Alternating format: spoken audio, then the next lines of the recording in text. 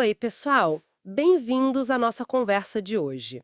A gente vai mergulhar numa ideia, bem, fascinante, e que meio que vira nossa cabeça: a antifragilidade.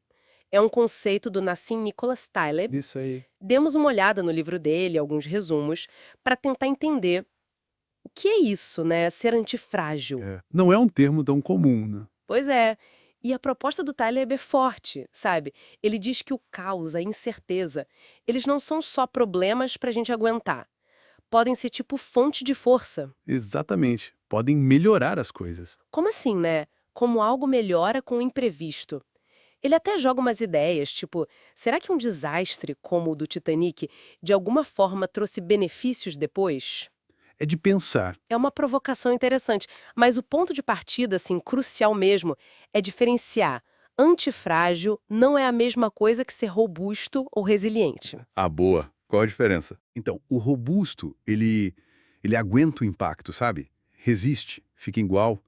Já o antifrágil, ele precisa do impacto. Ele melhora com a desordem, se beneficia dela. Hum, Tem um exemplo interessante numa das fontes sobre Beirute. A cidade foi destruída, reconstruída várias vezes. nossa. E numa dessas reconstruções, forçada pelo caos, sabe o que acharam?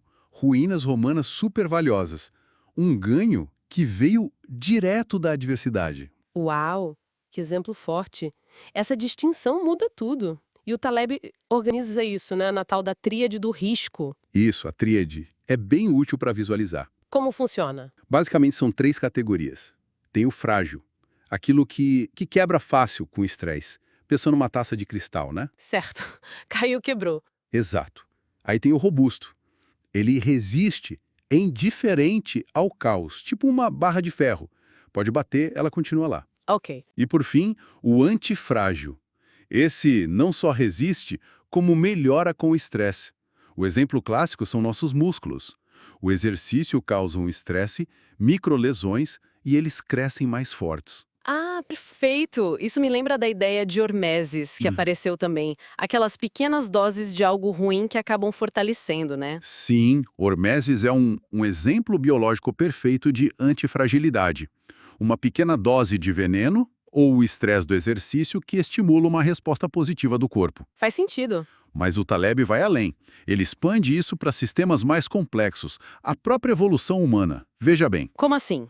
nós como indivíduos somos frágeis, certo? A gente morre, adoece. Mas a espécie humana como um todo, ela se adapta, evolui, justamente por causa dos estressores. Frio, fome, predadores. Ah, entendi. Os desafios selecionam os mais adaptados. Exato, os genes mais aptos passam adiante.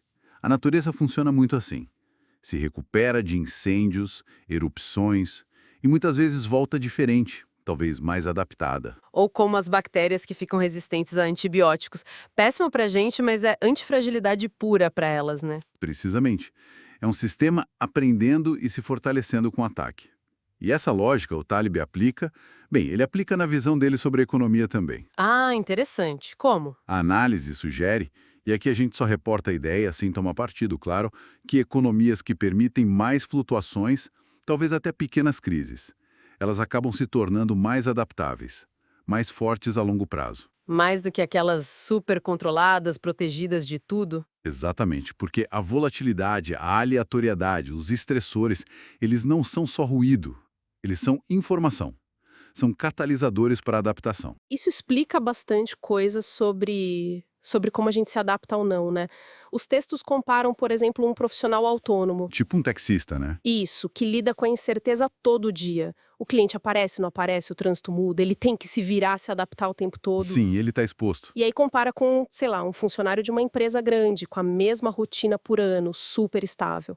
Mas aí, Aí vem uma demissão inesperada, uma reestruturação. exato, e essa pessoa pode se mostrar extremamente frágil, porque a falta de pequenos estresses criou uma segurança que não era real. Perfeito. É a ausência de volatilidade que fragiliza. E aí entra a questão dos cisnes negros. Aqueles eventos super raros, imprevisíveis e de impacto gigante, né? Crises financeiras, pandemias. Isso. A gente não consegue prever essas coisas com segurança. Não adianta tentar. É a história do peru do Caleb, né? Ah, sim. O peru que é alimentado todo dia por 1000 dias acha que a vida é ótima e segura. Até o dia de ação de graças. O 11º dia quebra totalmente a expectativa dele. Nossa, verdade. Então, como não dá para prever o cisne negro, a postura antifrágil é a melhor forma de navegar por eles. E talvez até se beneficiar quando eles acontecem, porque eles vão acontecer. Então a chave não é prever, é estar preparado para ser positivamente afetado pelo inesperado. Ou pelo menos não quebrar. Exato. Reconhecer onde está a fragilidade. Taleb fala da convexidade negativa. É quando o dano aumenta muito mais rápido que o estressor. Tipo o trânsito que você mencionou, um pouquinho mais de carro e tudo para. Isso. Entender esses pontos de fragilidade é o primeiro passo. Ok, e como podemos cultivar essa antifragilidade? As fontes dão umas dicas práticas, né? Dão sim. Uma delas é a tentativa e erro racional. Que seria isso? É aprender com os erros, mas de forma inteligente, sistemática. O exemplo do caçador de naufrágios é bom. Ele não procura aleatoriamente, ele define uma área, procura, não acha. Ok, elimina aquela área e parte para a próxima. É um erro informativo. Entendi. Sem aquela superproteção que não deixa a gente nem errar para aprender. Isso. Evitar a superproteção é fundamental. E a outra estratégia-chave é a do Alter, ou Barbell Strategy. Alter. Tipo de academia. A imagem é essa.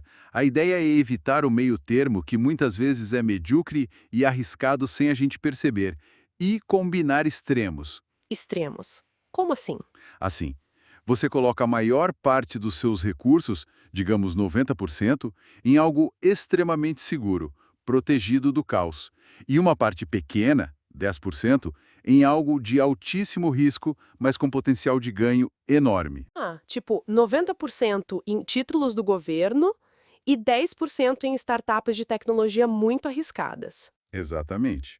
Ou ter um emprego estável, seguro, 90%, e nas horas vagas tocar um projeto pessoal super ousado, uma paixão que pode vir algo grande ou não dar em nada, o 10%. Entendi.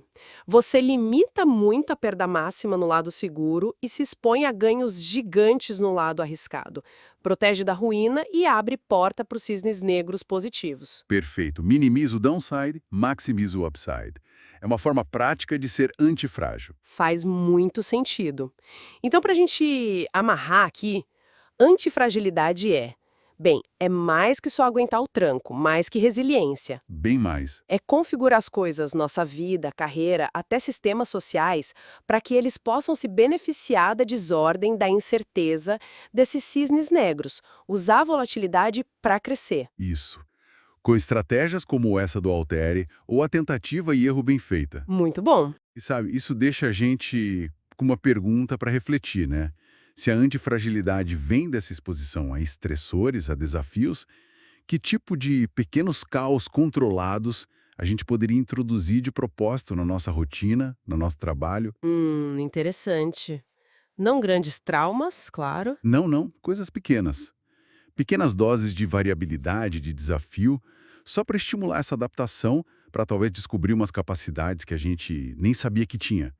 Onde mais, além de finanças e biologia, a gente poderia aplicar isso conscientemente para gerar, bem, para gerar benefícios inesperados? Fica aí a provocação.